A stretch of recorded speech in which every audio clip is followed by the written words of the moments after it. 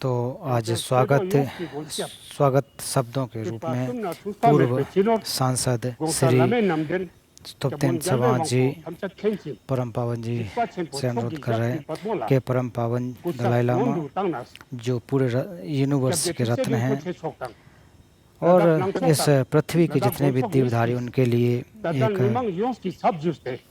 एक सबके एक मित्र के रूप में हैं और आप सच्चे तिब्बतियों के एक सरल मन के स्थान हैं।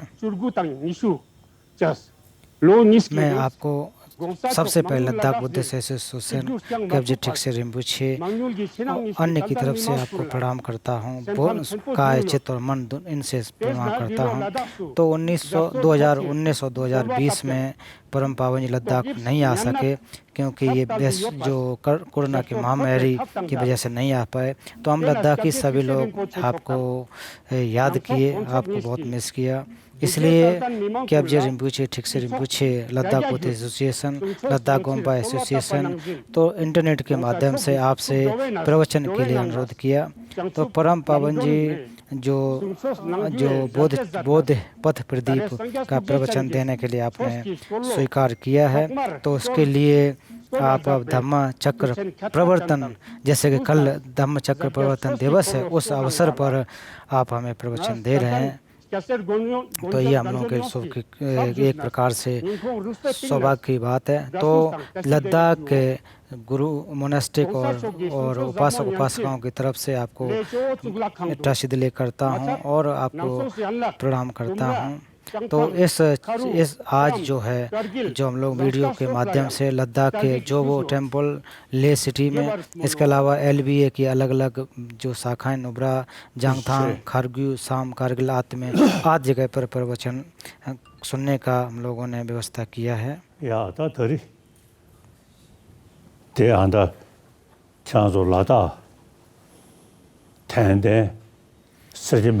तो आज लद्दाख के जो हमारे भिक्षु और भिक्षुणियों की तरफ से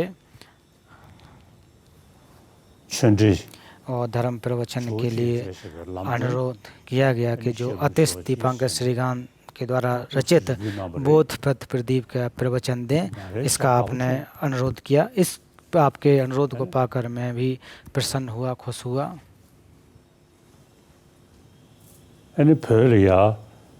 तो तिब्बत में पूर्व शासन और पर शासन या बाद के शासन दो प्रकार से कहा जाता है और मध्य समय में ऐसे भी समय आया कि उस धर्म में कुछ गिरावट भी आई। तो उस समय गारी क्षेत्र के राजा, तो एक प्रकार से राज्य तो था, छोटा सा राज्य हुआ करता था। तो वहाँ पर थुलिंग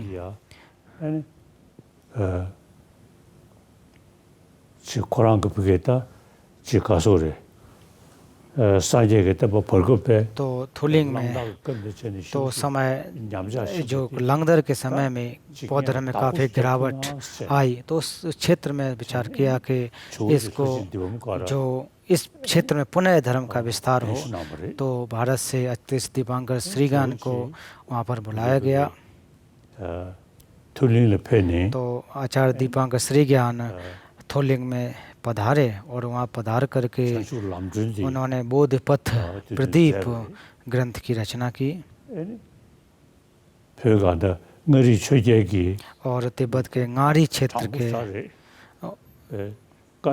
के जो राजा, तो उन्होंने कहा कि जो प्रवचन जो है बहुत विशाल या फिर तो अगर प्रवचन बहुत ज़्यादा उसकी व्याख्या करने की ज़रूरत नहीं है। अगर व्याख्या बहुत बृहद करनी है तो सूत्र और शास्त्र इनको आधार बनाकर करना है। तो हम लोगों को जो जो तिब्बत में जहाँ पर एक बौद्ध धर्म में कमी जो आई है, तो वहाँ के लोगों को उस समय उन्होंने अनुरोध किया कि हमें एक प्रकार के आसान शब्दों में आसान हमें बौद्ध धर्म की व्याख्या करें। तो इसका जब अतिश से अनुरोध किया गया तो फिर उन्होंने ये बोध पथ प्रदीप ग्रंथ की रचना की।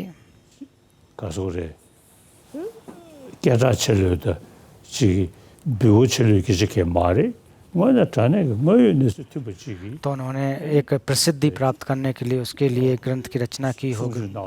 तो ऐसी बात नहीं है, जो जैसा अनुरोध किया गया कि हमें आप प्रवचन दीजिए जिससे कि सामान्य जन को लोग समझ सकें। तो अतिश दीपांकर को काफ़ी प्रसन्नता हुई कि इस प्रकार से जो अनुरोध किया गया उस वैसा ही उन्होंने स्वीकार किया।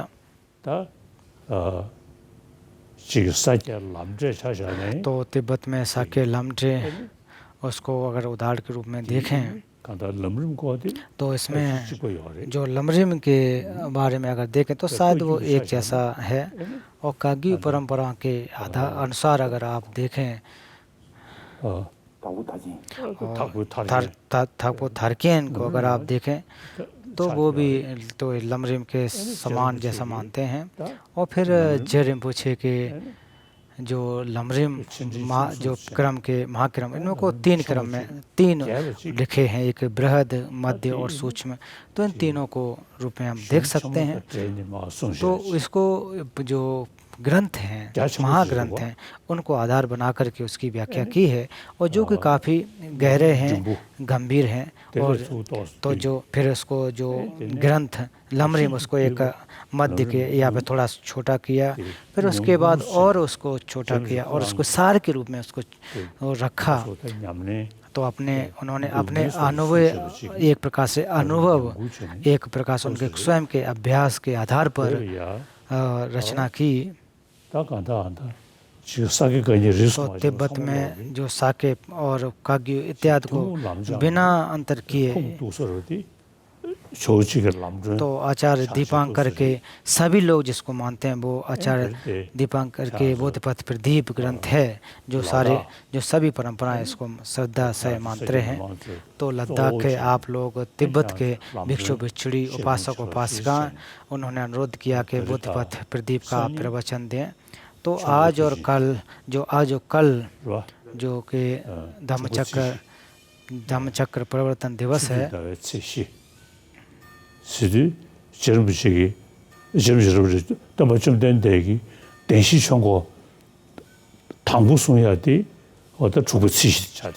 तो भगवान बुद्ध ने जो पहला जो धम्मचक्र उपदेश दिया था वो धम्मचक्र का जो दिवस है, प्रवर्तन दिवस है, उस पर दिया।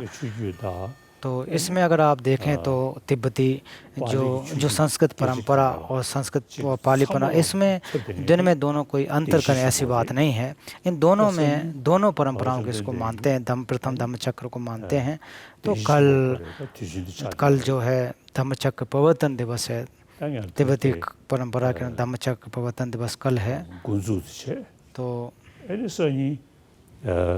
आज धर्म का प्रवचन हुआ और कल इसका जब समापन होगा तो उस समय बोधिचित्त उत्पाद कराऊंगा, तो शायद यह ज़्यादा उचित होगा।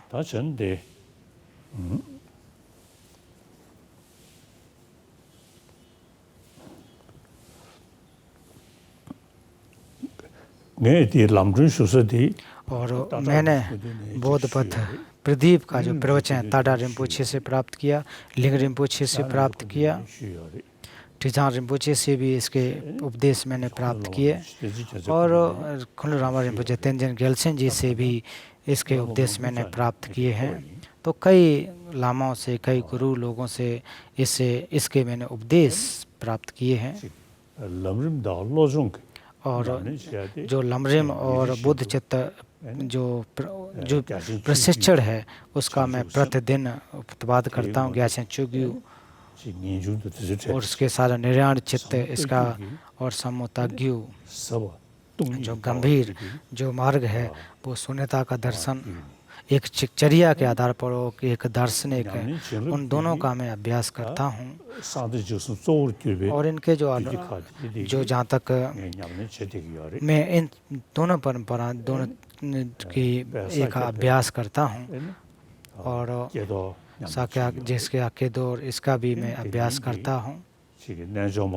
और फिर इसके अलावा नेजुरमा कुरुकुली आते जो तंत्र परंपरा के हैं उनका मैं पालन करता हूँ, उसका अभ्यास भी करता हूँ। तो इस प्रकार से हमें जो और जहाँ तक लवचिन चोग्यू तो आचर्या के आधार पर जो है, तो उसको जो बोधचर्या अवतार प्रमुख है उसमें आत्म परावर्तन का जो बोध चित्त है उसका मैं मूल रूप से अभ्यास करता हूँ।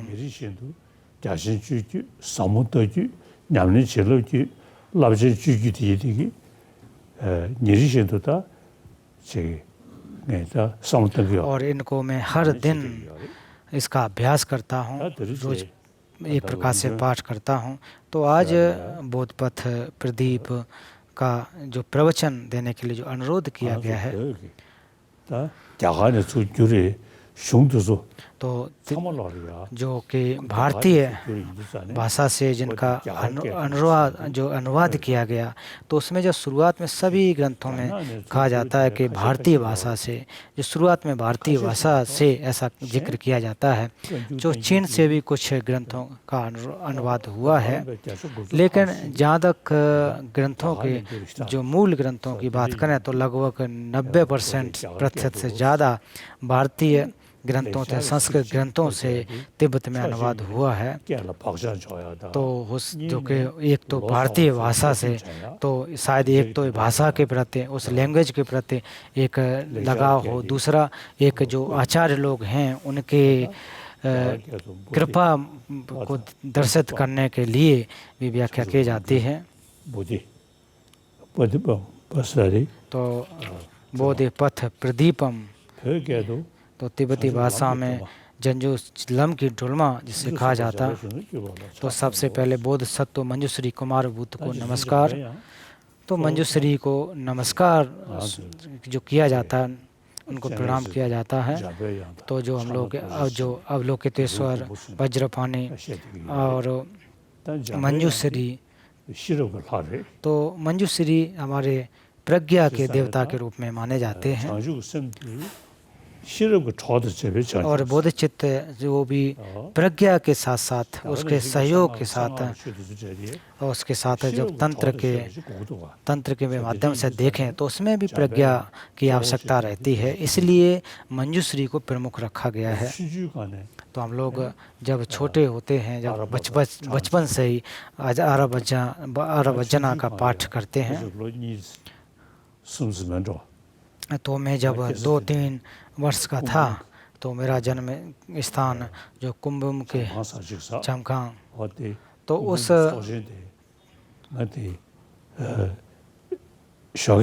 तो मैं कुंभम क्षेत्र में तो एक प्रकार से वहाँ एक देखने के लिए जाते थे। तो बहुत सारे लोग वहाँ तो होते थे जो प्रणाम इत्यादि करते थे, तो मैं भी वहाँ पर जाता था। तो छोटे छोटे बच्चे जो हमारा भजना दीदी दीदी दी इस तरह से जब किया करते थे, तो मंजूश्री के जो उनके जो मंत्र हैं उनका जाप करते थे। तो मैं बचपन से ही इन जाप को, इस मंजूश के जो मंत्र हैं उसको मैं सुनते आ रहा हूँ। तो बचपन में मुझे तो ना तो वो धर्म के बारे में भी जानकारी नहीं होती थी, तो केवल एक खेल में या फिर एक कोई तमाशे के रूप में कह लें उसको देखता था, मज़े में देखता था। फिर उसके बाद जब मैं लहासा में आ गया, तो लहासा आने के बाद मंजूश्री जो कि उनके मूल एक श्री जो ईश्वरों इष्ट देव में श्रेष्ठ, तो फिर उनके मंत्र उनको मैं निरंतर पाठ करता हूँ। तो इससे हमारी जो प्रज्ञा को बढ़ाने के लिए निश्चित रूप से इससे लाभ होता है। इससे तो इसमें जैसा कि कहा गया था कि जो हमारे जो लोक के जो अज्ञान है उसको नष्ट इससे हों, तो त्रिलोक के जो अंधकार हैं वो नष्ट हों। और प्रज्ञा के प्रकाश से हमारे क्लेश रूपी जो अविद्या है, अज्ञान है, वो नष्ट हो, तो उसको उत्पन्न जो उसके साथ साथ जैसे जन्म, बुढ़ापा, मृत्यु, इस दुख से मुक्त हों।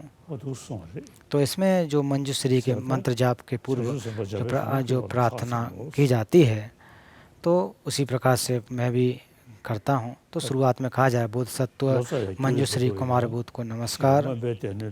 तो जब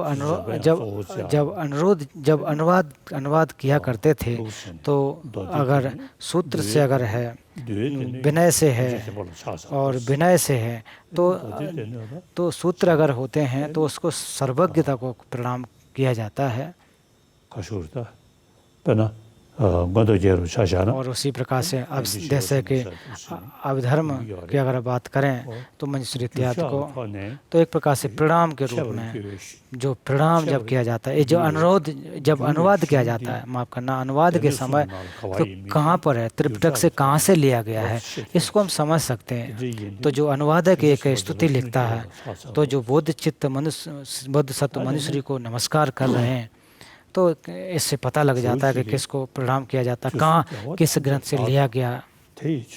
फिर आगे पहले श्लोक में तीनों कालों को समस्त जिन पुरुषों अर्थात बुद्धों, उनके धर्मों तथा संघों को अत्यंत आदर सहित नमन करके मैं अपने श्रेष्ठ शिष्य बोधिपर्व की बोधपाठ प्रार्थना पर बोधपथ प्रदीप प्रख्यापित करता हूँ अर्थात लिखता हूँ।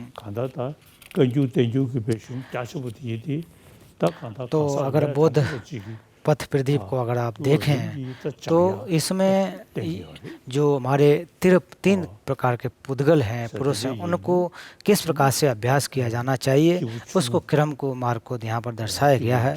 तो जो अधम पुरुष, मध्यम पुरुष, उत्तम पुरुष, तो तीनों के मार्ग में प्रवेश होने के लिए अध्ययन करने के क्षेत्र को बताया गया है। तो जो अपने आप में केवल विचार करते हैं उसको अधम पुरुष के व्यक्ति कहा जाता है। और फिर दूसरों के भवचक्र के जो दुख हैं उससे मुक्त होने के लिए जो विचार करते हैं, जो त्रिविध शिक्षाओं का अभ्यास करते हैं, वो मध्यम पुरुष, मध्यम क्षमता के पुरुष कहे जाते हैं।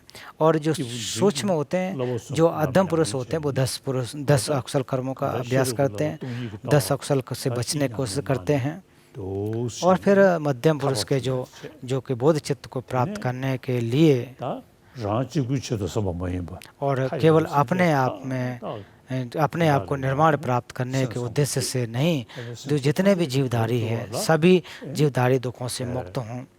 सभी जो, क्योंकि जितने भी जीवधारी उनकी अपनी अपनी सोच है, अपनी अपनी मति है, तो उनको जान करके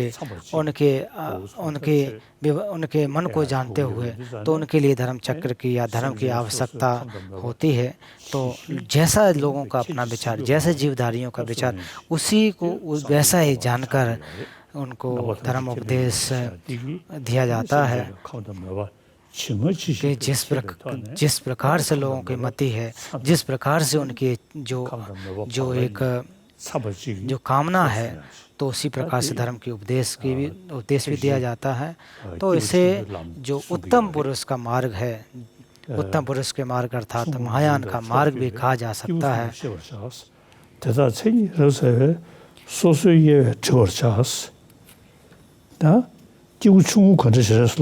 तो जो मध्यम पुरुष है, अधम पुरुष है, वो किस प्रकार से होता है, जिसे किसी भी पुरुषों को 3 श्रेणियों का जानना चाहिए, उत्तम, मध्यम, मध्यम, उनमें से प्रत्येक का लक्षण ईश्वर सोच से भेद लिखता हूँ। फिर तीसरे श्लोक में जिसे किसी उपाय से मात्र स्वार्थ के लिए सांसारिक सुख की अभिलाषा रहे, उसे अधम पुरुष समझना चाहिए। तो जो भवचक्र के दुख हैं और उसके पार पाने के लिए त्रिशरण में जाए, 10 अकुशल कर्मों से बचे, और वो कोशिश यही करे कि मुझे स्वार्थ के लिए, मात्र स्वार्थ के लिए सांसारिक सुख की अभिलाषा रहे, उसे अधम पुरुष कहा जाता है।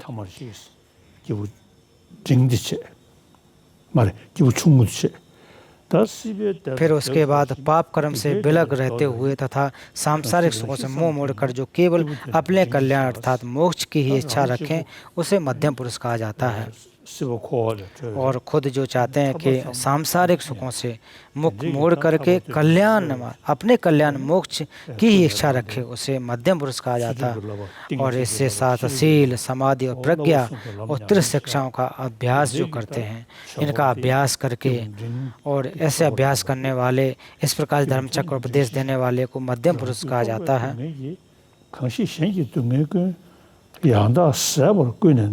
फिर अपनी संतान के दुखों के समान जो सदैव दूसरों के समस्त दुखों को नष्ट करना चाहते हैं उन्हें उत्तम पुरुष कहते हैं। तो अपने जो दुख हैं उनके बिना हेतु के उत्पन्न नहीं है। हमारे जो दुख हैं बिना हेतु बिना वजह से उत्पन्न नहीं होते हैं। और ये जो हमारे क्लेशों की वजह से हमारे दुख हमारे कर्म क्लेशों की वजह से उत्पन्न होते हैं। तो इसलिए अपनी संतान दुखों के समान जो सदैव दूसरों के समस्त दुखों को नष्ट करना चाहते हैं वही उत्तम पुरुष हैं। श्रेष्ठ बोधि की कामना करने वाले उन प्राणियों की अग्रणी पुरुषों के लिए गुरु द्वारा निर्देश श्रेष्ठ उपायों को मैं वर्णन करता हूँ। समुद्रों के चित्र मूर्ति आदि पावन स्तूपों की मोह करके उपरोक्त के सामने बैठकर पुष्प धूप आदि पदार्थ को जो प्राप्त हों के द्वारा सुष्ट रूप से तो यहाँ पर सप्तांग पूजाओं की बात कहते हैं।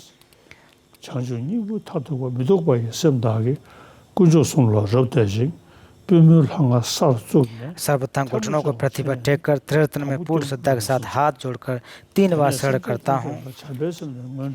तो तत्पश्चात समस्त सत्वों में मैत्री भाव रखते हुए जन्म संक्रांत मरण आदि 3 दुर्गतियों सभी प्राणियों को तीनों प्रकार की दुखताओं से दुखी देखते तथा दुख और उसके उत्पाद के कारणों से छुटकारा दिलाने की कामना करते हुए निरंतर पूर्ण चित्त के द्वारा बुद्ध चित्त का उत्पन्न करता हूँ।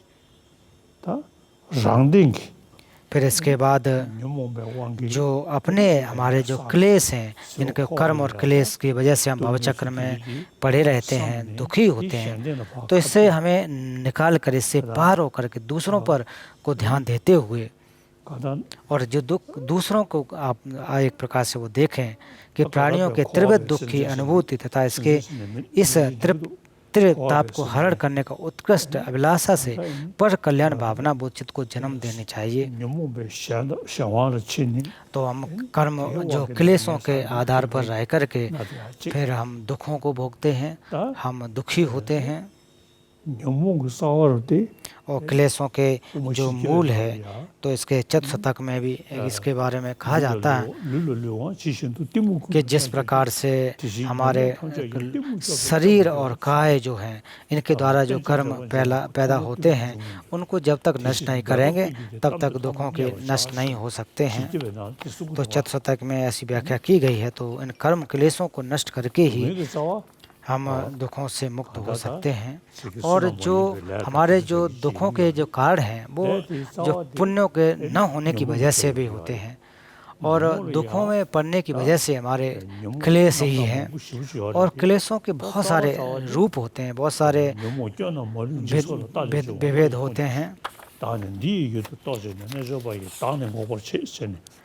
वो तो माध्यमिक अवतरण में भी कहा जाता है कि बुद्धि द्वारा समस्त अशेष क्लेश एवं दोषों के सत्काय दृश्य उत्पन्न होते देखकर आत्मा को इस के विषय से रूप में अवबोध कर योगी जन आत्मा का निषेध करते हैं।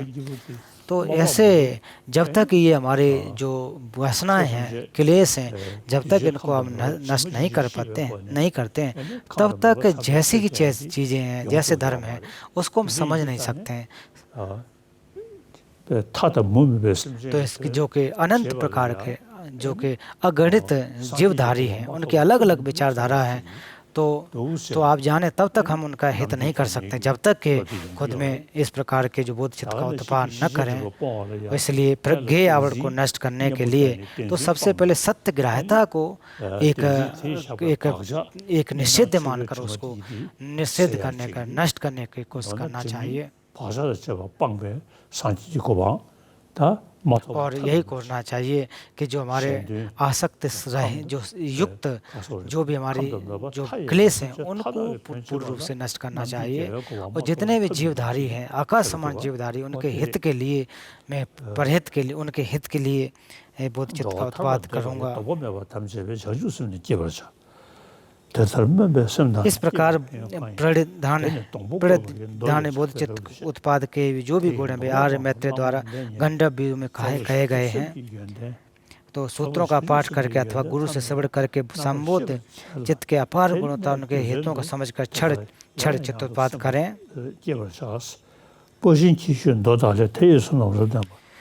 जिस पुण्य को वीर दत्त परिप्रचा सूत्र में प्रकटित किया गया उसका संचय मात्र 3 श्लोक में उद्धृत किया गया है। बोधचित्त का पुण्य यदि रूप धारण कर ले तो आकाश धातु को पूर्ण रूपेण भर देने के पश्चात उससे उत्तरोत्तर अर्थात कहीं ज्यादा होगा।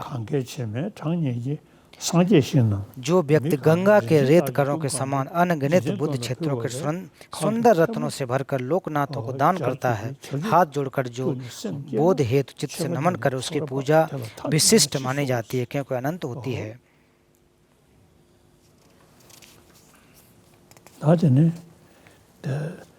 बोध प्रणिधान चित्त का उत्पाद करके के पश्चात अनेक यत्नों से उसमें उत्वृद्धि करनी चाहिए। जन्मांतर में इसके स्मरण हेतु उपदेश शिक्षा का पालन करना चाहिए। तो इसमें प्रणिधान चित्त तो जो जितने भी जीवधारी हैं जितने भी अनंत जो आकाश समान जीवधारी उन सभी के लिए बोध चित्त का उत्पाद करना, प्रणिधान बोध चित्त का उत्पाद करना। और इसमें जो सप्त विधि है बोध चित्त उत्पाद का सप्त विधियों के द्वारा बोध चित्त का उत्पाद करना। और इस बात से जो कि तायोम अर्थात एक प्रकार से उपेक्षा भाव रख कर के जीवधारियों का कल्याण करना।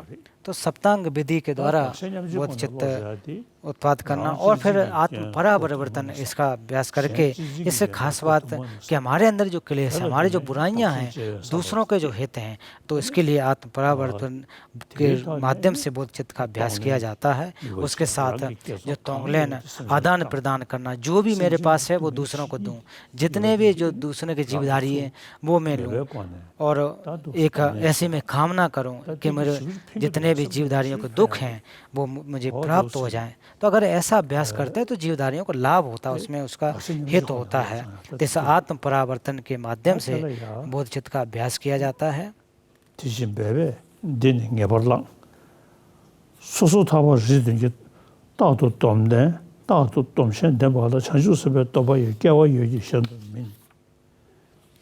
कि 7 प्रकार के प्रथमस्था अन्य समरों से सदैव युक्त होने पर ही बोध सत्व समर में निखार अथवा सौंदर्य आयु अन्य किसी प्रकार से नहीं। तो इसलिए जो भिक्षु और जो प्रतिमोक्ष की जो दीक्षाएं हैं जो संवर हैं तो एक प्रकार से बोध चित्त का अभ्यास करने के एक आधार है। बोध चित्त संवर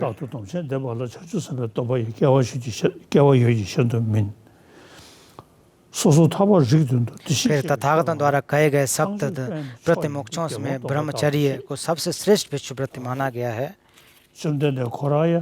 तो तथागत बुद्ध के बारे में देखें तो सामान्य पुरुष के रह करके फिर भिक्षु बने, भिक्षु जो अभ्यास किया बुद्धत्व की प्राप्ति की। तो उनके बाद बुद्ध के जो 7 रत्न के रूप में कहे जाते हैं, निधि के रूप में कहे जाते हैं।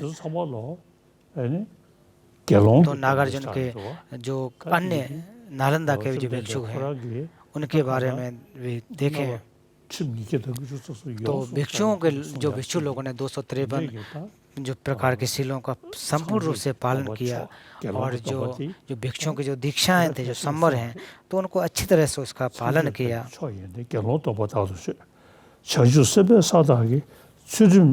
बोध सत्व भूमि में कहे गए उत्तम शीलों का 16 अक्षर युक्त सद्गुरु से विधि विधान के अनुरूप संवर प्राप्त करना चाहिए। तो बोध सत्व भूमि में जिसमें शील की बातें जो कही गई हैं तो जो कि आचार्य की क्या विशेषताएं होने चाहिए उसमें व्याख्या की गई है।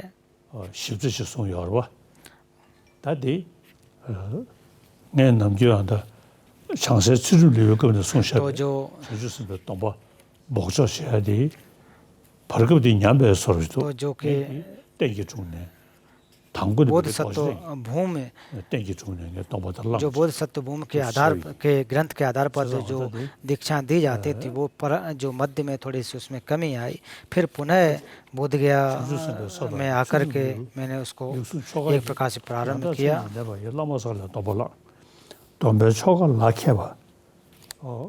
तो जो स्वयं संवर में स्थित हों तथा संवर विधि में दक्ष हों, को कृपाशील हों तथा संवर प्रदान कर सक्षम हों, उसे सद्गुरु समझना चाहिए। अब प्रश्न उठता है कि गुरु के बिना भी संवर ग्रहण की विधि जो आचार शांति की शिक्षा समुच्चय में वर्णन किया गया है। पूर्व काल में मंजूश्री अम्बर राज हुए थे, उन्होंने बोध चित्त का उत्पाद किया था। मंजूश्री बुद्ध क्षेत्र अलंकार सूत्र में इस प्रकार उल्लेख किया, उसे यहाँ स्पष्ट कहूँगा। ब्रह्मचार्य का आचरण पालन करूँगा, पाप मूलक काम वासनाओं का त्याग करूँगा, बुद्ध द्वारा दी गई शील समरूप शिक्षा में संयम से निरत रहूँगा।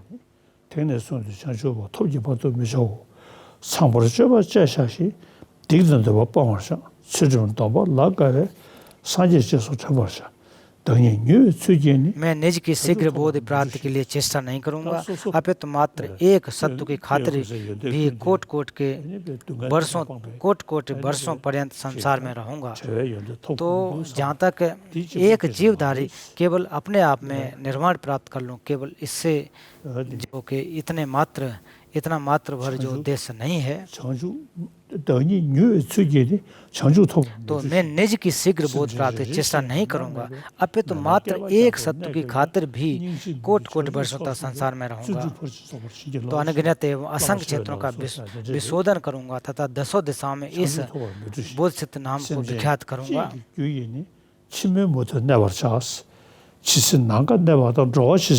फिर उसमें कहा जाता है कि जब तक आकाश रहेगा तब तक मैं भी रह करके उनके दुख को नष्ट करूंगा। ऐसा बोधचर्या अवतार में कहा कि एक एक जीव के हित के लिए।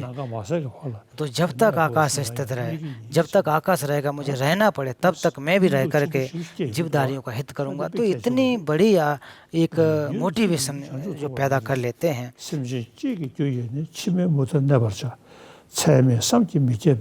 तो अनगिनत एवं असंख्य क्षेत्रों का विशोधन करूंगा तथा दसों दिशाओं में बोधचित्त का अभ्यास करूंगा। मैं सर्वत्र कायिक वाचक कर्मों का परिशोधन करूंगा, मानसिक कर्मों को भी परिकृष्ट करूंगा तथा अशुभ कर्मों का कर्ता नहीं बनूंगा। अपनी काय वाक्ता चित्त की विशुद्धि के लिए प्रस्थान चित्तमय संवर में स्थित होकर यदि त्रिशील शिक्षाओं का प्रशिक्षण प्राप्त किया जाए तो त्रिशिक्षाओं में महान आदर होगा।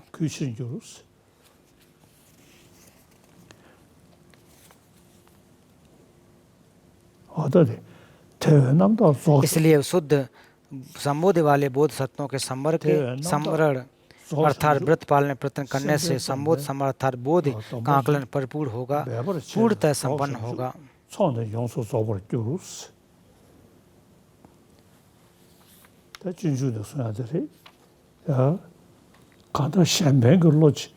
इसलिए बोधचर्या अवतार में कहा जाता है कि अगर आपके अंदर परहित चित्त अगर होगा तो उसमें हमेशा दूसरों के हित के लिए बोधचित्त अवतार होगा।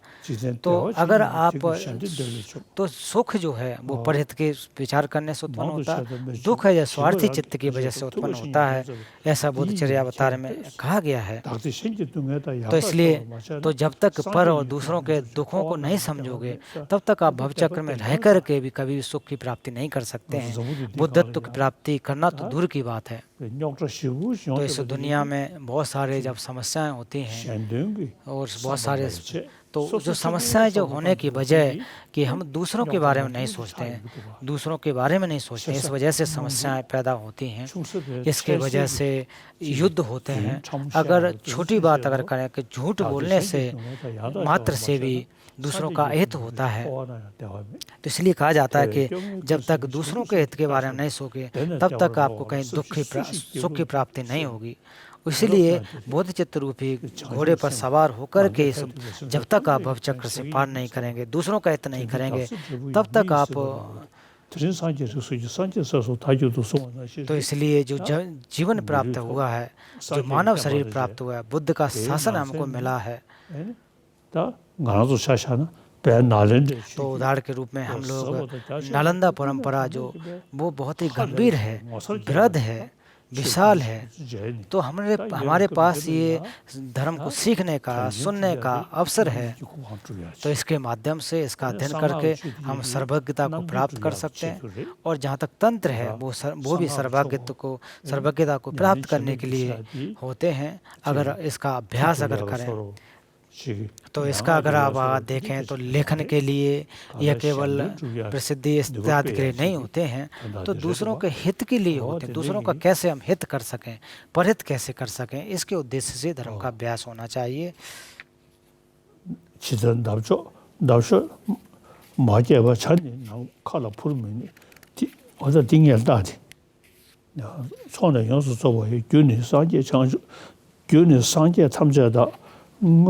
当然的嘛的，बेबर से जोक्शन जो सोने योंसो जोको जुरुस ताती शुगुदे फिर इसके बाद पुण्य तथा ज्ञान स्वरूप वाले समारोह के पूर्व करने के लिए समस्त बुद्धों के मतानुसार अविज्ञा का उत्पादिकार मात्र होता है। तो तत्व की प्राप्ति करने के लिए तो आप जीवधारियों को देखें तो उनके अलग अलग विचार होते हैं, अलग अलग मति होती है, उनकी अपने अपने लोगों की अपनी सोच होती है, और क्षमता भी उसी प्रकार से होते हैं। तो दूसरों का हित करने के लिए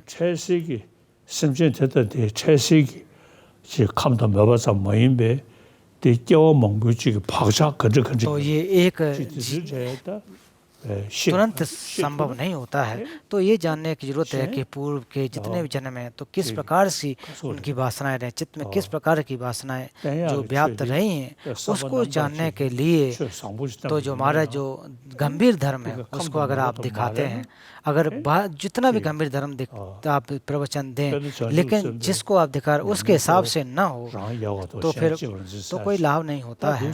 तो इसलिए बोध चित्त का अभ्यास करते समय अपने आप को श्रेष्ठ रखना, दूसरों को नीचा रखना, तो वो भी ठीक नहीं होता है। तो उससे इसके आधार पर अगर देखेंगे तो बोध चित्त का भी आवश्यकता नहीं, अगर आप पर स्वयं के बारे में अगर चिंतन करते हैं, विचार करते रहें। तो इसलिए जीवधारियों के जो सोच विचार है, जो चित्त हैं, उनको समझने की कोशिश करना चाहिए।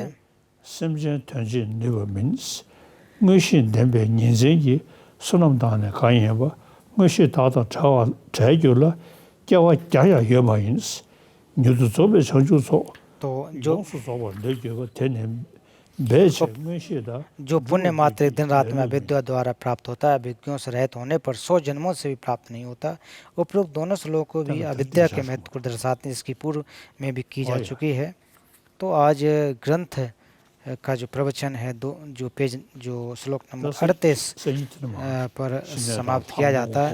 तो कल समथ और विपस्सना के बारे में व्याख्या की जाएगी, इसके बारे में कल व्याख्या करेंगे।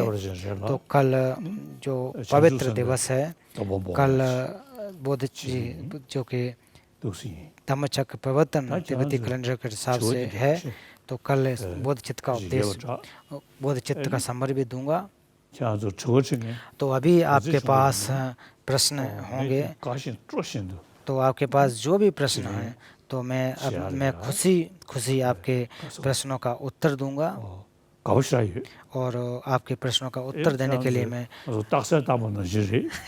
तो आप उसी प्रकार से दो जगह एक शास्त्रार्थ के रूप में कर सकते हैं। अगर आप कठिन सवाल पूछेंगे तो उस समय हम इसमें सोचेंगे, और सरल सवाल पूछेंगे तो उससे जब तो मुझे भी लाभ उसमें होगा, हम इसमें सोचूंगा भी कि आप कठिन सवाल पूछ रहे हैं। अगर आपके पास सवाल हैं, प्रश्न है, तो आप हमसे पूछें।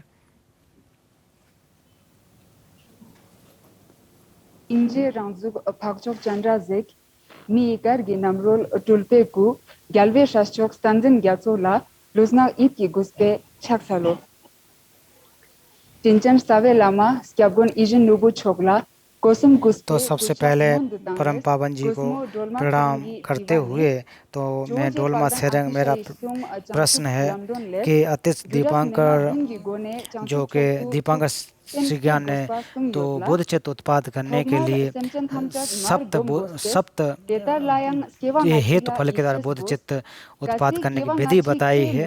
तो दूसरी पूर्व जन्म और परजन्म में विश्वास करने की बात की गई है। अगर जो कोई बोध पूर्व और परजन्म में अगर को नहीं मानता हो तो वो बोधचित्त कैसे उत्पन्न कर सकता है?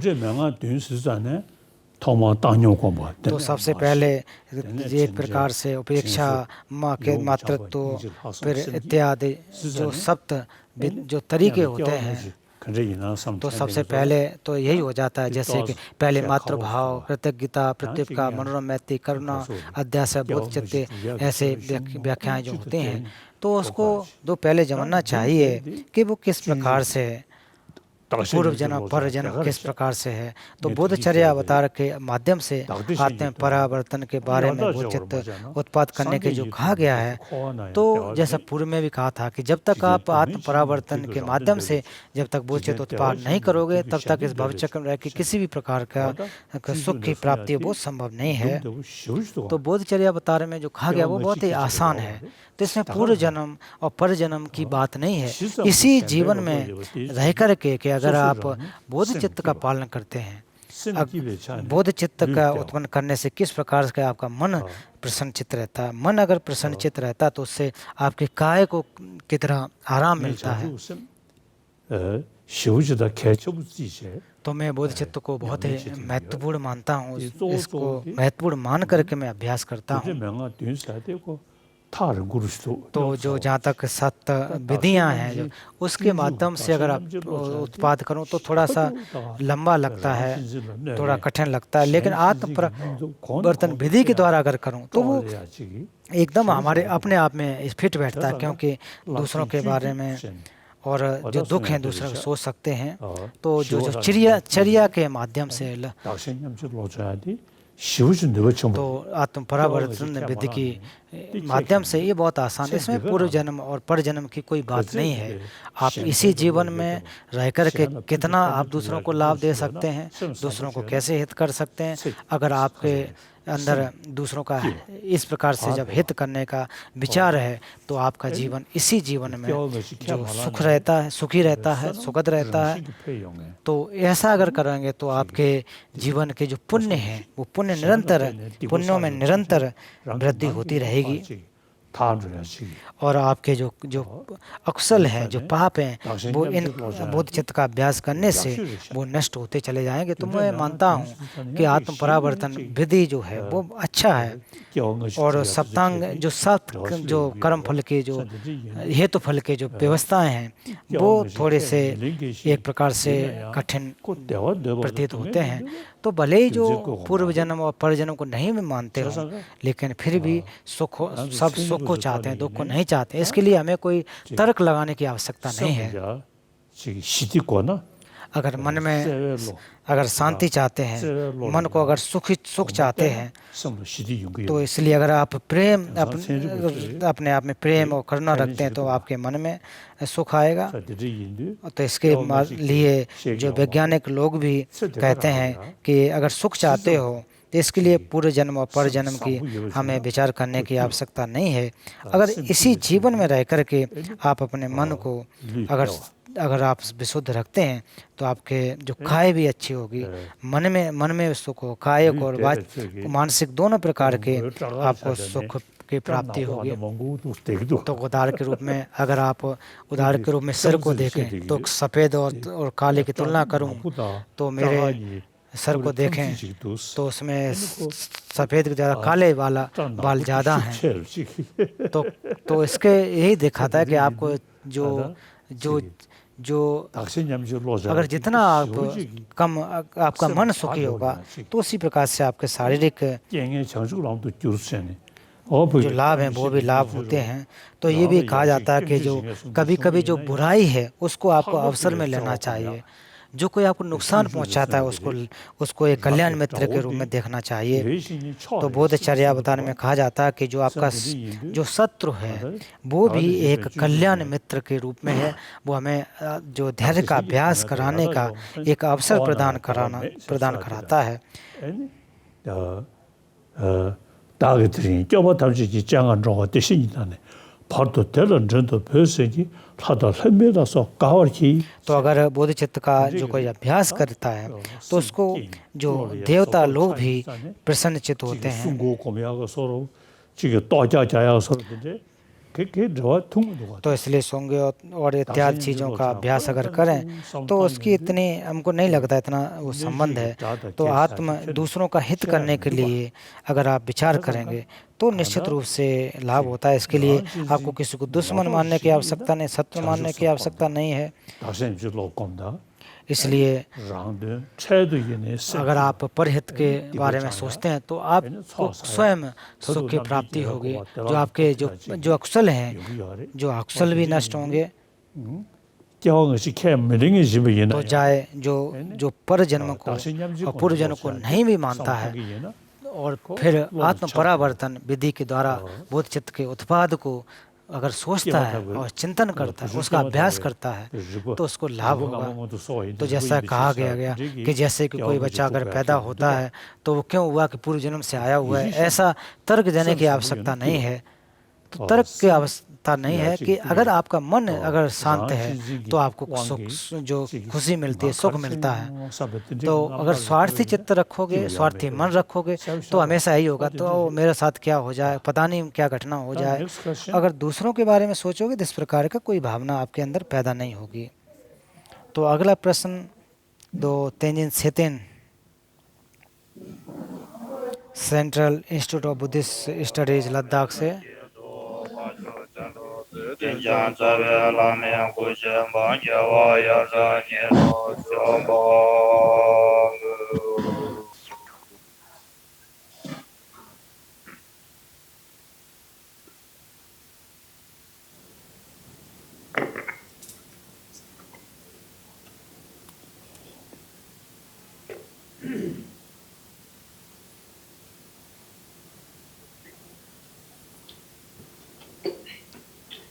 Shatong kologi vegar potong chendang kalba zampe sanke tong kangla kangdu teler tatan lama chenje sila chaksalo थुजे लाना मजी पे चमदंग नीजे दानी छेबो तो सबसे पहले मैं परम पावन जी को प्रणाम करता हूँ।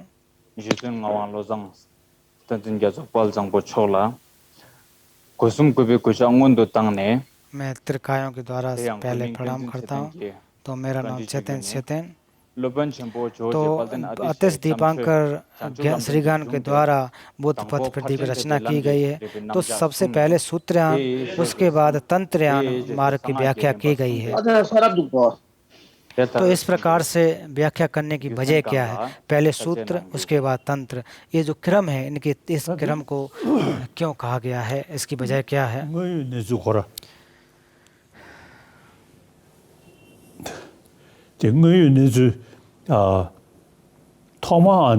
तो इसको ये तो एक स्पष्ट है कि सबसे पहले हमें जो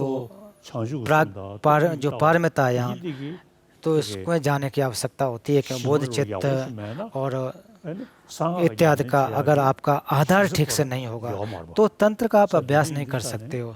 तंत्र का अभ्यास करने से पहले सूत्र का आपका अभ्यास होना चाहिए, उसके बारे में जानकारी होनी चाहिए। तो भगवान बुद्ध ने पहले धम्मचक्र उपदेश, 4 आर्य सत्य धम्मचक्र उपदेश, दूसरा प्रज्ञा पारमिता धम्मचक्र उपदेश और तृतीय धम्मचक्र उपदेश के समय जो प्रभास्वर के बारे में उसकी जो उपदेश जो दिए हैं तो उसके माध्यम से एक जो हमारे तंत्र में प्रवेश कराने के क्रम की व्याख्या की है। तो अगर बोध चित्त नहीं होगा तो फिर वो सर्वज्ञता को प्राप्त नहीं कर सकता है। और शून्यता का अगर ज्ञान नहीं होगा तो फिर जो इष्ट देव को अगर आप अभ्यास करते वो भी नहीं होगा, क्योंकि सबसे पहले इष्ट देव को भी शून्यता के रूप में परिवर्तन या उसके रूप में देखा जाता है। तो इसलिए बिना सूत्र को जाने तंत्र का आधार नहीं बनता, आप अभ्यास नहीं कर सकते हैं। तो जो तंत्र के जो बृहद मार्ग हैं, जो गंभीरता है उसमें प्रवाह स्वरूपता की जो बात की जाती है वो ये तंत्र की गहराई है, विशेषता है। और इसलिए तो जो विषय की ये जो प्रवासरता उसको जानने से पहले विषय के प्रवासरता को समझना चाहिए।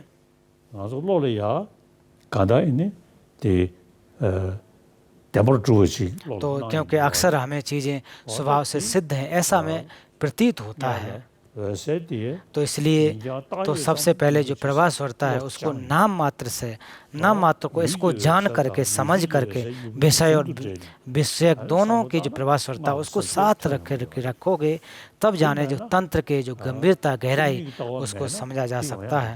तो जब तक शून्यता का ज्ञान नहीं होगा तब तक इन चीज़ों को आप नहीं समझ सकते हैं।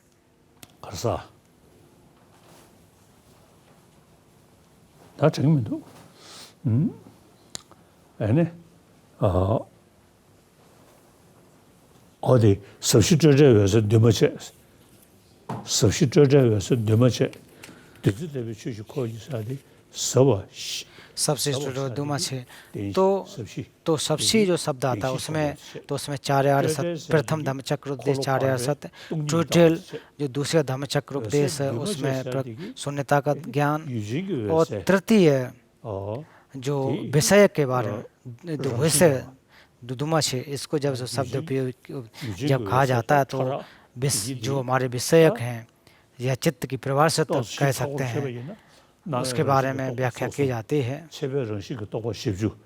तो जो अलग अलग जो विकल्प हैं तो विकल्पों के बारे में तो ये धीरे धीरे विकल्प नष्ट होकर के राशि के स्वतः नष्ट होकर के तो फिर एक प्रकार से प्रवास होता है जो व्यवस्था है तो वैसे प्रवासरता के रूप में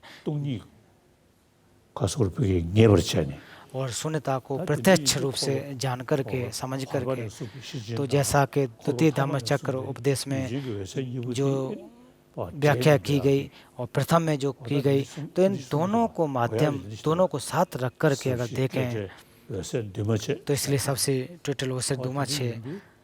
तो जब आप इसके बारे में इस प्रकार से जब विचार करेंगे तो जो तिब्बत में भगवान बुद्ध का जो शासन है वो सूत्र और तंत्र दोनों परंपरा हैं और पाली परंपरा में जो भी व्याख्या की गई वो भी संपूर्ण रूप से है और जो प्राप्त मोक्ष के जो बातें वो भी हैं और प्रज्ञा पारमिता सूत्रों के आधार पर जो व्याख्या की गई उसकी व्याख्या जो कि हजारों वर्षों से जो परंपरा है जिसको ग्रंथों को कंठस्थ किया जो टीकाएं उसको समझा फिर शास्त्रार्थ किया तो जो शास्त्रार्थ की जो तरीका है वो छापर 6 से उनके द्वारा एक व्याख्या की गई की स्थापना की गई तो क्यों है किस वजह से है तो इससे हमारे अंदर के जो एक प्रकार से जो संदेह है उसको नष्ट करने के लिए बहुत ही लाभदायक होता है।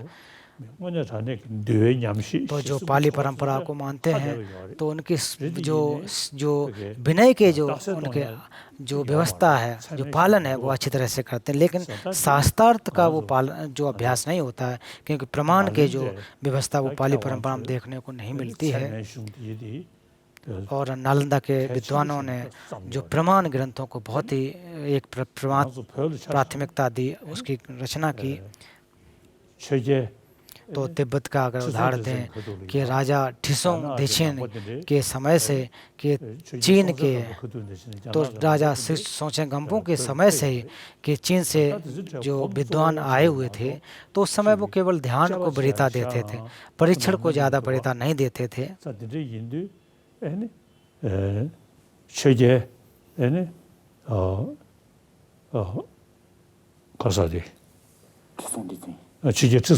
तो धर्मराजा ठिसोंग देशें तो उन्होंने कहा कि उन्होंने देखा कि जो शास्त्रार्थ है परीक्षण करना है वो बहुत ही महत्वपूर्ण है। तो जो चीन के जो ध्यान साधक थे ध्यान के बताने वाले गुरु थे वो बहुत अच्छी बात थी लेकिन उस पर बहुत ज़्यादा उन्होंने जोर नहीं दिया। तो फिर उसके बाद राजा ने कहा कि भारत में कौन विद्वान है कौन श्रेष्ठ विद्वान है। तो उस समय नालंदा के प्रकांड विद्वान आचार्य शांत रक्षित थे जो नालंदा में उनकी काफ़ी ख्याति प्राप्ति थी और उनको फिर 8वीं शताब्दी में तिब्बत में बुलाया। तो तुरंत संत रक्षित ने जाकर तंत्र इत्यादि के वो व्यवस्था की, ऐसा उन्होंने नहीं किया। तो आचार्य संत रक्षित ने उन्होंने जो प्रमाण ग्रंथ की रचना की है और माध्यमिक ग्रंथों की रचना की है। तो माध्यमिक और प्रमाण इन दोनों की रचना की है। तो तिब्बत में हम लोग माध्यमिक और प्रमाण, तो इनको दोनों को एक श्रेष्ठ मानते हैं। तो एक प्रकार से दो शेर एक दूसरे की गर्दन पकड़े, इस प्रकार से उसको जोड़ करके रखा गया, एक दूसरे से जुड़े हुए हैं। तो इसके जो अर्थ हैं माध्यमिक दर्शन और प्रमाण कि किस प्रकार से व्याख्या की, किस प्रकार से इसकी विधि वो है, उसकी व्याख्या, उसकी व्यवस्था को पढ़ते हैं। तो इसको ये जो बहुत ही महत्वपूर्ण है, गंभीर है।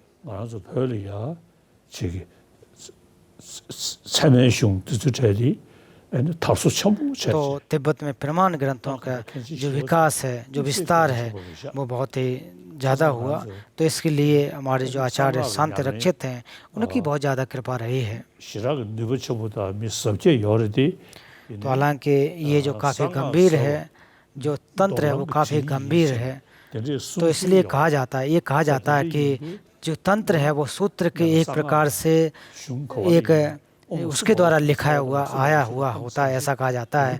जो तंत्र के जो भी ओम स्वभाव सिद्ध हों, जो जैसे कि व्याख्या की गई है, तो जैसे कि स्वभाव से सिद्ध होना, ओम स्वभाव से सिद्ध होना, इसके पुद्गल निरात्म के बारे में, फिर उसके बाद धर्म निरात्म के बारे में। तो पुद्गल निरात्म, धर्म निरात्म दोनों की व्यवस्था इसमें मंत्र में की जाती है। तो जब तक इसके बारे में थोड़ी जानकारी नहीं होगी तब तक आपको कोई लाभ नहीं हो सकता है।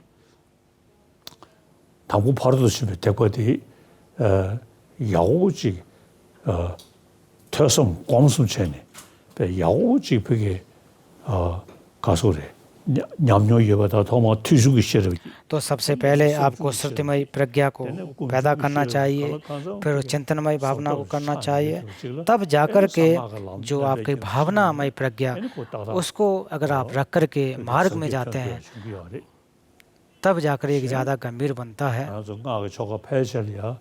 तो तंत्र में ज़्यादातर हम तोंगपाई जो ओम स्वभाव शुद्ध सिद्ध तोंगपाई के अर्थात तो जिसको शून्यता को अगर जब बात आती है तो शून्यता के रूप में परिवर्तित होते हैं। तो इसका मतलब ये नहीं कहा जाता है कि कुछ भी नहीं है, लेकिन यह खतरा रहता है कि जो इसके अर्थ को नहीं समझेगा तो उसको ठीक से नहीं समझ सकते हैं।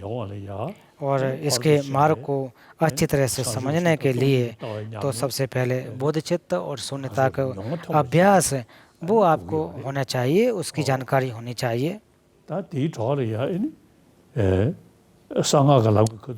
तो इसके साथ साथ जब तंत्र की जब बात आए, जो सीने समथ की बात भी आती है, तो समथ का जब अपने मन को, चित्त को एक जगह पर रखना, तो इसलिए समथ और विपස්සना ये दोनों साथ साथ चलते हैं। तो बोधपथ प्रदीप में पहले जो सूत्रयान की बात की गई है, उसके बाद तंत्रयान की बात की, क्योंकि इसके क्रम इस प्रकार से हैं। इसलिए जो बोधचित्त और शून्यता का अगर ज्ञान नहीं होगा तो फिर तंत्र को आप नहीं समझ सकते, तंत्र का आधार आपके पास नहीं रहता है। तो बोधपथ प्रदीप में जैसा कहा गया है, तो सबसे पहले बोधचित्त का अभ्यास करें, फिर समथ और विपස්සना का अभ्यास करें, तंत्र का अभ्यास करें। इसको ऊपर अगर तंत्र का पालन करते हैं तो निश्चित रूप से आपके जो अनुभव हैं, अभ्यास हैं, वो पैदा हो सकते हैं।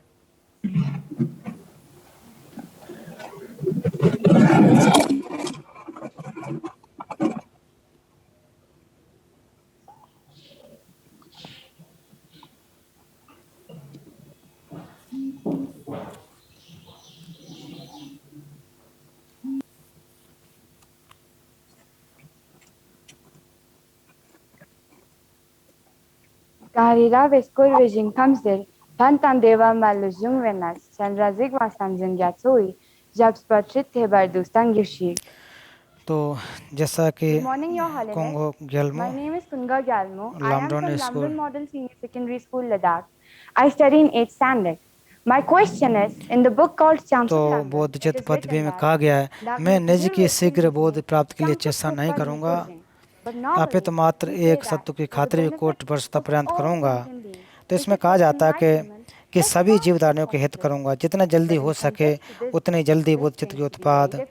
Could you बोधचित्त please का उत्पाद explain करूंगा that why लेकिन this differs? बोधचित्त के अनुसार Thank you, Your Holiness. इसमें कहा जाता है कि तुरंत हम बोधचित्त को उत्पाद करूं लेकिन जब एक एक जीवधारी की बात करेंगे तो वो बहुत मुश्किल लगता है तो वो कैसे संभव होगा क्या ये विरोधाभास नहीं है 샹드 주야기 तो 승슈 첨부지게 인도산에다 샹드 주발라 되기 쉬운 시리 감도 매버디디 에니 지모지시 तो बोध चित्त जो इसमें कहा गया है कि परहित के लिए जो 주야 민두 사버지기 तो जब तक लेगरवा다 आप के अंदर बोध चित्त का बोध चित्त रूपी उत्पाद परहित रूपी चित्तपाद उत्पन्न नहीं होगा 소수지구 और इसमें यही कहा जाता है कि दूसरों के हित के लिए हम अभ्यास करें और दूसरों के लिए करूं अगर ये विचार करें कि तो स्वयं के लिए अगर अभ्यास करें तो ये विरोधाभास जैसा हो जा सकता है 나라 경구세 여대 근데 사지고 뉴도 터버셔 तो इसमें कहा जाता है मैं निज की शीघ्र बोध प्राप्ति चेष्टा नहीं करूंगा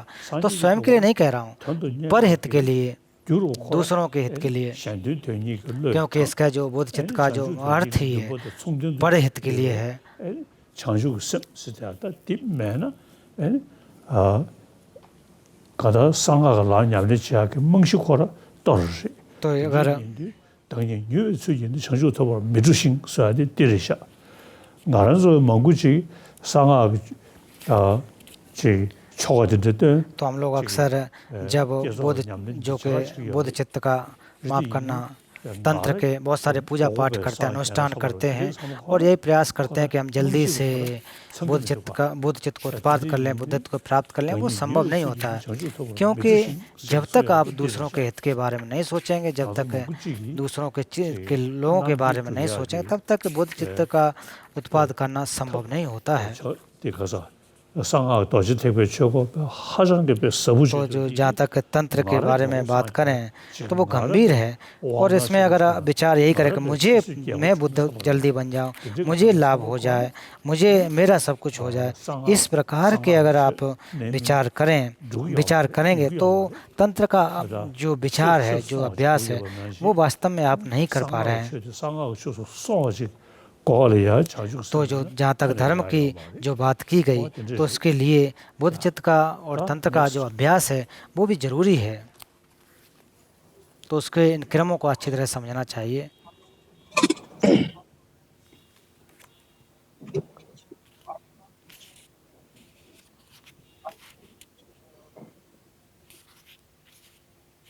A very warm and pleasant good morning to His Holiness Dalai Lama. तो परम पावन जी को नमस्कार I am a student from London Model. तो मैं भी लंदन स्कूल जो मेरा पेमा यूदुन है 8वें में पढ़ता हूँ तो जो लंदन में कहा गया है कि जिस कहा गया कि जैसे कोई चिड़िया है वो एक पंख से नहीं उड़ सकती है और इसी प्रकार से जिनके पास जो क्लेवरेंस नहीं होता है वो भी जो अच्छी तरह से जो बिना ज्ञान के और अच्छे दूसरों के लिए अच्छा कार्य नहीं कर सकते तो मेरा प्रश्न है क्यों जो सुपर नॉलेज पावर क्यों होना चाहिए श्रेष्ठ ज्ञान क्यों होना चाहिए दूसरों का हित करने के लिए क्या जो सुपर नॉलेज होने की आवश्यकता है बिना इसके संभव दूसरों का हित नहीं है क्या 샹드 주벌이야 거기 취셰세 심전시행기 지금 감도 매와 तो इसमें इसका अर्थ ये है कि दूसरों के जो मन और जो चित्त मन और स्थिति है वो किस प्रकार से है और उसको जान करके हम जा करके पहले उनके दूसरों के विचारों को समझ करके ही हम एक प्रकार से धर्म का उपदेश कर सकते हैं तो भगवान बुद्ध ने जैसे अगर आप जानोगे नहीं कहो भगवान बुद्ध ने वो जो कि शून्यता के बारे में कहा, शून्यता का मतलब कुछ नहीं है, अगर ऐसे कहें तो वो उचित नहीं होता है। तो भगवान बुद्ध का जो दर्शन है, जो तरीका है, वो मार्ग और जो आधार, मार्ग और फल, ये तीनों की व्यवस्था के आधार पर की गई है। जैसा कि रूप शून्य, शून्यता ही रूप है, तो इसको अगर आप कोई कहे तो एक प्रकार से प्रत्यक्ष रूप से रूप को हम देखते हैं, हाथ से उसको पकड़ सकते हैं। तो ये इसको अगर कहें कि तो कि ये स्वभाव सिद्ध है, अगर हम कहें तो शायद लोग मानेंगे नहीं और कहेंगे, लोग कहेंगे भगवान बुद्ध का तो धर्म उच्छेदवादी है। तो ऐसे भी कहने के वाले लोग हैं, कह सकते हैं, क्योंकि उसको आपने सही से समझा नहीं है। तो जब तक आप अच्छी तरह से समझोगे नहीं, तब तक आप उसको उचित तरीके से व्याख्या नहीं कर सकते हैं। तो भगवान बुद्ध ने ऐसा तो नहीं था कि तुरंत जैसे ही बुद्धत्व की प्राप्ति की वो जाकर के प्रज्ञा पारमिता सूत्रों की व्याख्या कर दिया, ऐसा तो नहीं कहा। तो सबसे पहले उन्होंने चार आर्य सत्य बताए, दुख दुख दुख निरोध, दुख समुदाय, दुख निरोध और मार्ग।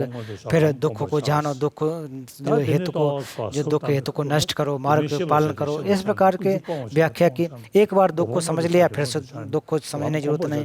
एक बार नष्ट कर दिया या एक बार मार्ग में चले गए, फिर दोबारा से जाना की जरूरत नहीं। तो इसके अलग अलग जो क्रम किए गए हैं, जो प्रज्ञा पारमिता के हैं, तो उसको व्याख्या की है। तो दुखों को नष्ट नहीं कर सकते हैं, पैदा नहीं कर सकते हैं, समझ नहीं सकते। अगर ऐसा अगर कहें तो फिर लोगों के मन में एक विचार आएगा, दुविधा पैदा होगी, आखिर क्यों। तो आखिर दुख को समझो, एक बार समझ लिया फिर करने की जरूरत नहीं। तो इसको अगर आप समझोगे तो इसको, तो जैसे ही तथागत बुद्ध ने बुद्धत्व की प्राप्ति की थी, तो लगभग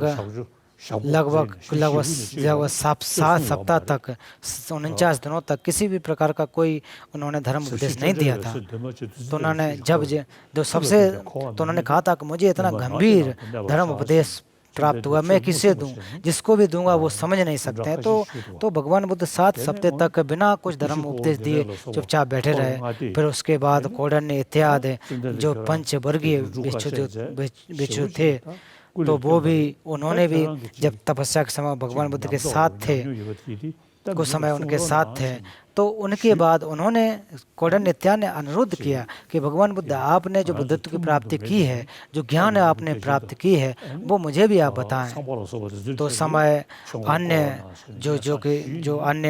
जो ब्रह्मा इत्यादि थे, जो अन्य देवता थे, जो पंचवर्गीय भिक्षु थे, उन सभी ने अनुरोध किया कि हमें आप प्रवचन दें, उपदेश दें। तब जाकर के पहला धम्मचक्र उपदेश उन लोगों को दिया था। 가져다 상진의 중국에 도와 내가電子 수배 거도라 시진과 가게 송금에 두고 तो जब पहले धम्मचक्र उपदेश जब दिया तो केवल 4 आर्य सत्यों का दिया। ऐसा तो नहीं है कि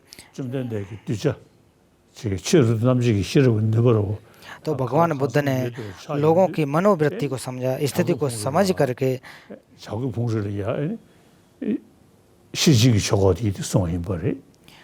तो फिर उसके बाद जाकर के राजगीर के गृद्धकुट पर्वत पर बोधिचित्त, जो कि माफ करना प्रज्ञा पारमिता, जो प्रवचन है, ग्रंथ है, प्रवचन सूत्र दिया। तो जो कि अभ्यास के लिए चित्त के जो स्थितियां हैं, वो उसमें सूक्ष्म और स्थूल कई प्रकार के होते हैं। तो जो अंतिम धम्मचक्र जो उपदेश थे, उस समय धम्मचक्र जो उपदेश थे, उस समय चित्त की प्रभासुरता के बारे में व्याख्या की, और कि जो हमारे जो तथागत गर्भ क्या है उसके बारे में व्याख्या की, और जो कि ग्यू लामा उत्तर तंत्र उसमें व्याख्या की गई है।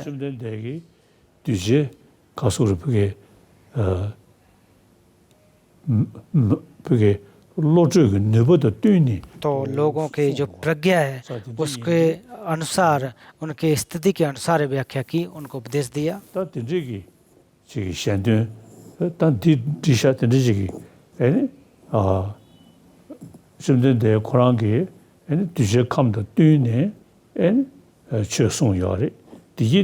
तो भगवान बुद्ध ने लोगों की मनोदशा के अनुसार उपदेश दिए हैं। 미 연대 예외 있잖아요. 얘는 심지가 감다 매번 참에 또 조송이 열어. 근데 얘는 제가 답쇼 맞게 자는 칼라 풀면은 तो जैसा कि कहा गया है कि जैसे पंखों के विकसित हुए बिना पक्षी आकाश उड़ने के लिए सक्षम नहीं है, उसी प्रकार अभिज्ञा बल से रहित व्यक्ति सत्यों का हित करने में असमर्थ होता है। 다가는 신기하게 दिक्कत है भाषा कंट्री पूर्व जन्म के वासनाएं किस प्रकार से हैं, अगर इनको कोई जानता है, अगर ऐसी कोई उनके अभिज्ञा बल उनके अंदर आ जाता है, तो इसके बारे में एक कहानी भी है। तो जिसके मति उस प्रकार से नहीं है और उसको अगर आप वो उपदेश दो तो फिर कोई फायदा नहीं होगा। जिसके पात्र ही नहीं है उसको अगर आप उपदेश दें तो वो संभव नहीं, उचित भी नहीं होता है। तो इसलिए जीवधारी जिसको आप जो धर्म का उपदेश दे रहे हैं, उसको समझा रहे हैं, तो उनको समझना चाहिए, अभिज्ञा बल के माध्यम से समझना चाहिए। तो हालांकि तो हम लोग आजकल अभिज्ञा तो नहीं है, लेकिन एक अनुमान के आधार पर जान लेते हैं कि उसको किस प्रकार से के लोगों की मनोदशा क्या है।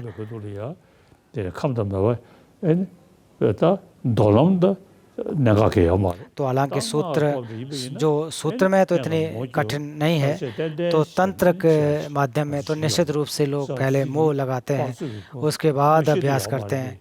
तो हालांकि अभिज्ञा बल तो नहीं है, लेकिन फिर भी एक अंदाज से एक सोच करके कि हाँ इस प्रकार से हो सकेगा।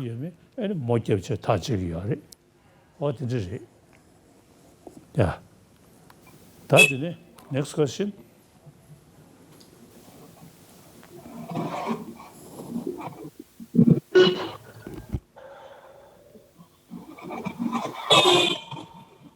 Dapat mayroon inling at Diri nga ka His Holiness Dalai Lama jiwa teaches kap tukjes pa tukjichi nga Jiwani नंगपादांग इशुदांग Hindu तो इनका प्रश्न है कि हिंदू, बुद्धिज्म, क्रिश्चियन जितने भी लोग हैं, तो उन सभी के जो अच्छाइयाँ हैं उनको क्या एक में मर्ज किया जा सकता है, एक में रखा जा सकता है, सभी अच्छाइयों एक साथ लाया जा सकता है?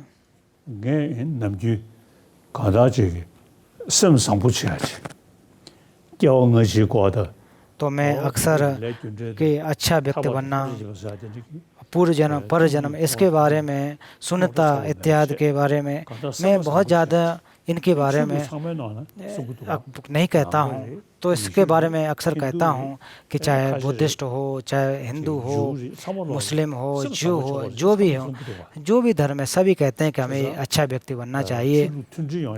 और धर्म में सद्भाव आने के जो एक आधार है, जो मूल है, वो परहित रूपी चित्त है, परहित रूपी जो विचार है, इसकी वजह से धार्मिक सद्भाव आते हैं। और अगर इस प्रकार के विचार रखेंगे तो विश्व के सभी धर्म साथ आ सकते हैं। हाँ, मानता हूँ कि ये सिद्धांत हैं वो अलग होते हैं। तो जैसे कि नालंदा परंपरा को देखें तो उसमें सूत्रांतरिक, व्यावसायिक, माध्यमिक, चित्तवादी, तो माध्यमिक दर्शनों में भी प्रासंगिक और व्यवसायिक, इनमें भी अंतर हैं और उसके सब अंतर होते हैं।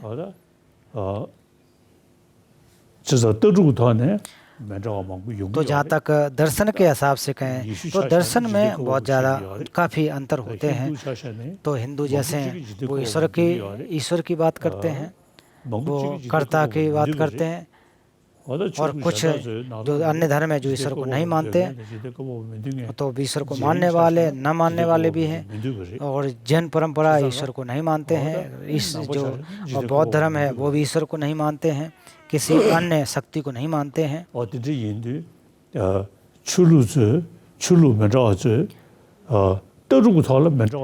तो जहाँ तक अलग अलग जहाँ सिद्धांत की बात करें तो सिद्धांतिक तौर पर धर्मों अलग अलग धर्मों के अलग अलग सिद्धांत अलग अलग होते हैं, लेकिन जहाँ तक जो चर्या की बात है, प्रेम, करुणा, मैत्री, इस प्रकार का संदेश सभी धर्मों में है। लेकिन पूरे विश्व के एक धर्मों को एक धर्म बना दिया जाए वो संभव नहीं है।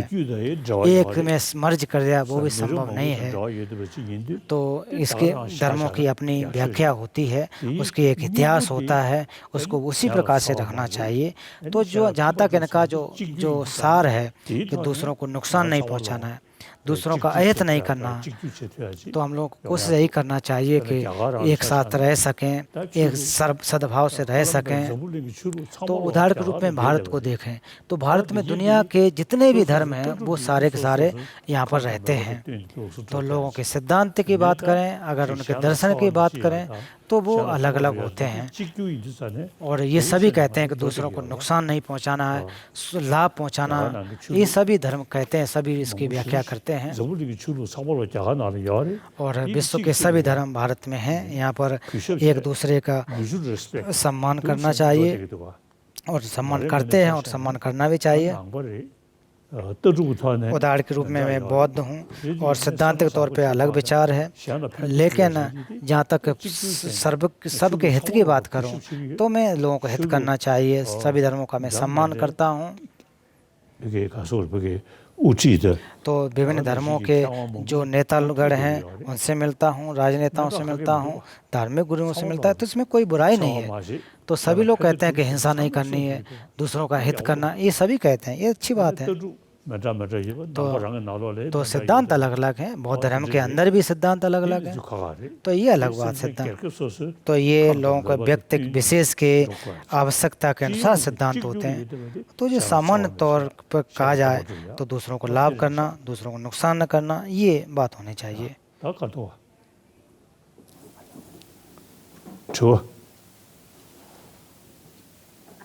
Teacher Sawe Lamakin, the Daringi Chiva Thamatein, and Nejungi Sambate. तो आज का प्रश्न है कि जो परम पावन जी जो हम निरांत चित्त की बात करते हैं, चित्त को उत्पाद करते हैं, वो उसका अभ्यास कैसे करना चाहिए?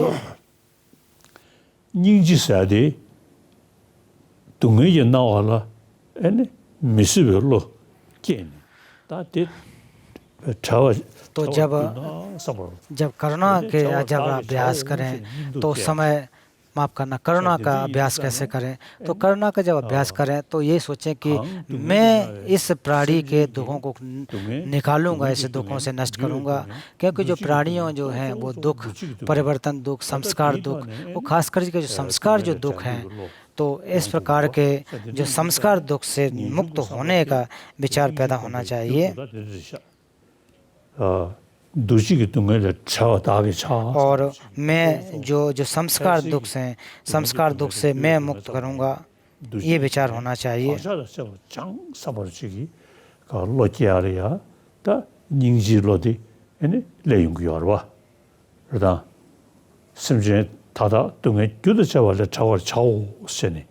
और जितने भी हमारे बुराइयां हैं, जो अकुशल हैं, वो एक हेतु सहित नष्ट हो जाएं, बुराइयों के हेतु पूर्ण रूप से नष्ट हों।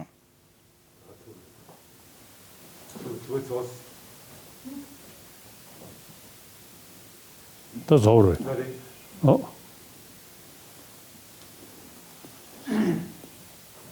तो जितना ही मरा। ताज़ ना दी चुड़ी लामजंग चुड़ी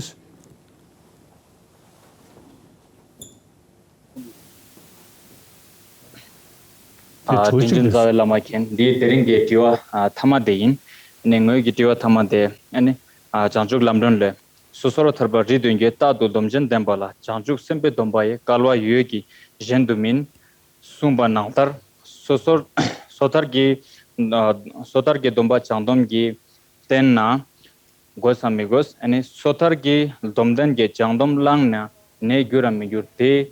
Tola and Saje Nanguchi, Kamol, Saje Nanguchi Shiguin. तो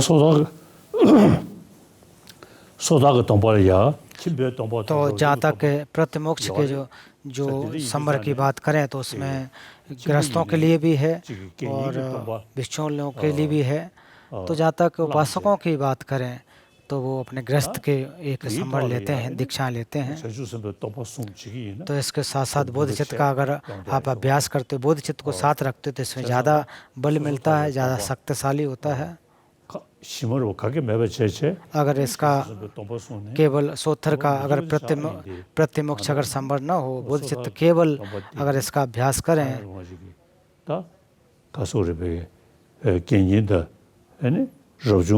तो भिक्षु उपासक उपासिकाएं और भिक्षु भिक्षुणी, तो जो कोई भी आपके अंदर जो जो जो जो भी जिसके भी आप दीक्षाएं हैं, उनको अगर संवर है, उसके ऊपर बोधिचित्त का अगर अभ्यास करते हैं, दीक्षा लेते हैं, वो ज़्यादा शक्तिशाली होता है।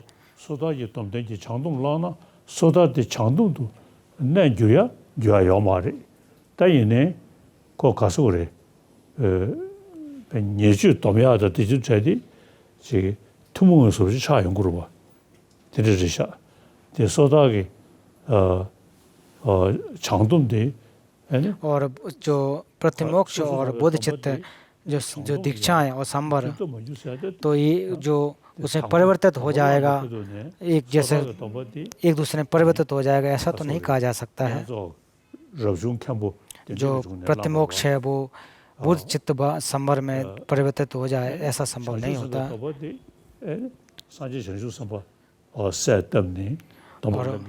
तो बोधिचित्त का दीक्षा लेने के लिए प्रार्थना करने के बाद, बोधिचित्त को प्रार्थना करने के बाद हम उसको दीक्षा लेते हैं।